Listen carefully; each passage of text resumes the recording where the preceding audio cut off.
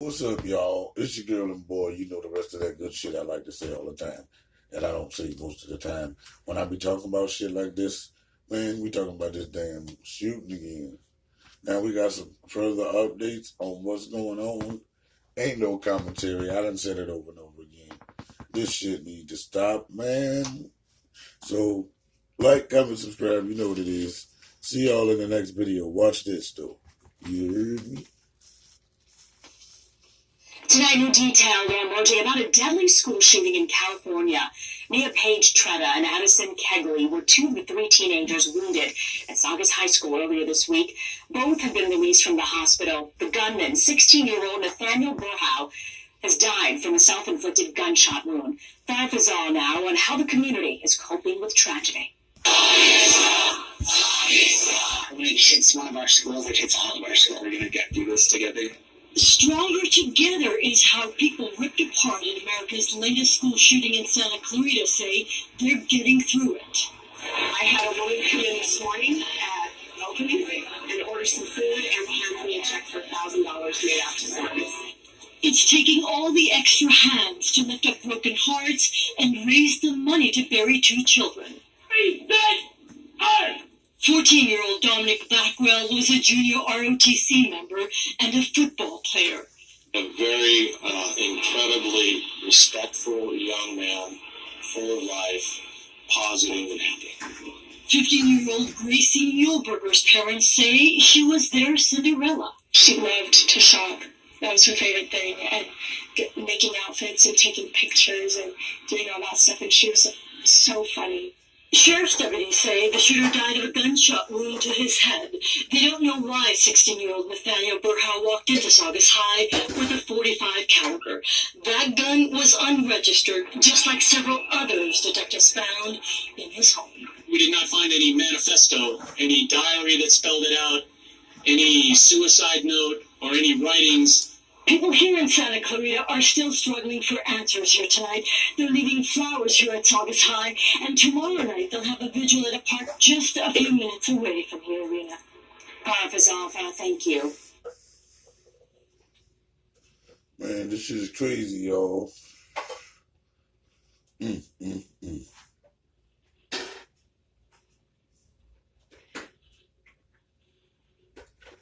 The city of Santa Clarita, California, just north of Los Angeles, continues to grieve this morning following this week's deadly shooting at Saugus High School. The alleged shooter, 16-year-old junior Nathaniel Burhow, died Friday while being treated for a self-inflicted gunshot wound to his head. The two teens he was accused of murdering have now been identified, 15-year-old Gracie Muehlberger and 14-year-old Dominic Blackwell. As Carter Evans reports, they leave behind a community struggling to make sense of this tragedy. This was the scene Thursday morning in Saugus High School when a student opened fire on his 16th birthday. He shot 5 classmates, killing 2. We did not find any manifesto, any diary that spelled it out, any suicide note, or any writings which will clearly identify his motive behind this assault. Nia Page Tretta is recovering from a gunshot wound. Authorities say all of the victims were chosen at random, but the attack was deliberate. It wasn't a spur-of-the-moment act. They say when 16-year-old Nathaniel Burhow took out his .45 caliber handgun, it initially jammed. In 16 seconds, he cleared a malfunction and was able to shoot 5 people in himself, so he seemed very familiar with firing the weapon. An entire community is now trying to heal as they face a disturbing reality. Here was a 16-year-old with a girlfriend, a member of his school's cross-country team. Now the country's latest mass shooter. What was his mother's reaction to all this? She was cooperative in the interview, and she's as shocked as everyone else. Yvette Ohika was in Burhow's English class. I was in shock. I was like, that cannot be him. He didn't fit the profile of what you hear of as a typical school shooter. Yeah, and that scares me even more because you realize how easy it is for it to happen again. Investigators say they found several guns inside the shooter's home. Some were registered to his late father. Others were not registered at all. The ATF is still trying to determine where he got the .45 caliber handgun used in the attack. For CBS This Morning Saturday, Carter Evans, Santa Clarita, California.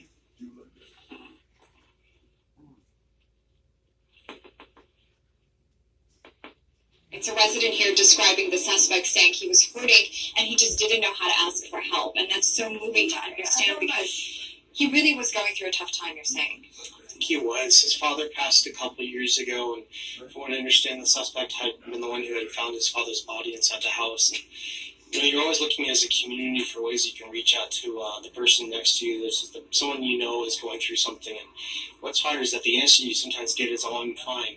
And you need to be willing to press them for information. Just, how are you fine? What's going on? He and I would sometimes, we would talk when we're going into the house. I know we had some common interests, air pistols, things like that. We were both in Boy Scouts as well, so we would talk about scouting and what his plans are for the future, what he's doing in school right now. He and I would sometimes play chess together. Sometimes activities like that are a great opportunity to almost distract somebody, just get him to talk with you a little bit. I wish that he was willing to say to somebody that he had been hurting, that he needed help. I mean, I can ask him information, but if somebody's not really willing to open up to you, there's only so much you can reach out to them and get.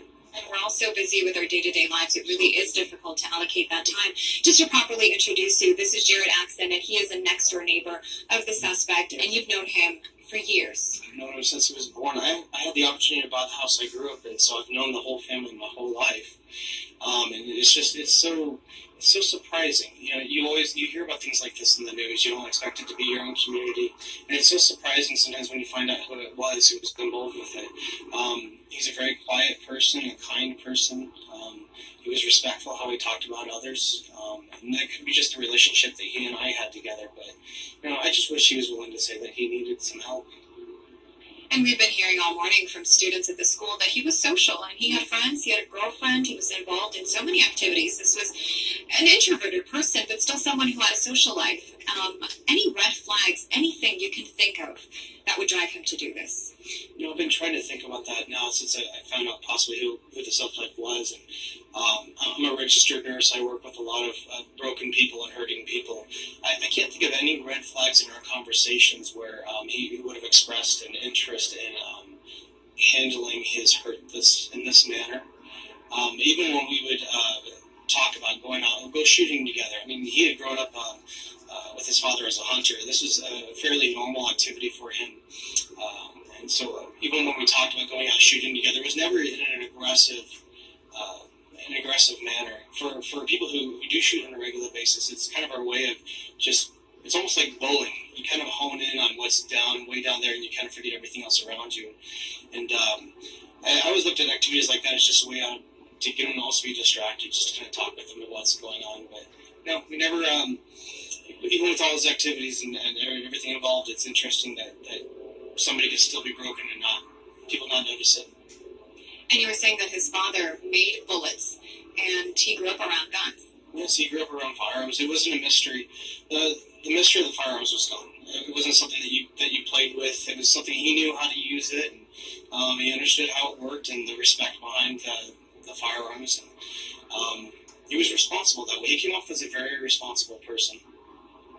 What about the family? The mom, I know, is now cooperating with law enforcement. Have you spoken to her personally? I haven't had an opportunity to speak with her personally yet. I briefly spoke with his sister just to make sure that she was okay and she was fine. We're both in a similar profession as nurses, so. But no, I haven't. What did she say? She just said that she was fine, and then her next question was, "Are we home? Or are we fine?" And that's just the way that we're built. That's the way that she was built. Her next question was, "How are you?" I felt that was something. I mean, here they're going through this, and that was something that was important to make sure everybody else was okay. Do you think it's safe to say that the suspect, he grew up in a loving environment and a loving home? You never really know. I think on the outside, I think that they were very loving. I know his mother well. I think that they were very loving people. I think if you looked how hard she worked to make sure that her children had a future, yes, that's a loving home. But at the same time, sometimes you don't realize how much is around you, how many people love you until you go through some of these changes. I don't know if you really acknowledged how much he had. Now in retrospect, do you wish that there was something you could have done to prevent this? Maybe reach out to him more, look for signs, because we're seeing these shootings happen more and more every day. And a lot of times you can attribute it to mental illness or people feeling like they don't belong in this world. What are your thoughts on that? I wish you could just hug him. there's nothing I would really be able to say. I wish I could just give them a hug. Sometimes, once that barrier is down, they'll talk. I wish I could give them a hug. So y'all know what to do. Like, comment, subscribe. This your girl, some Dutch boy, Charlotte, Carolina. And we out this bitch here.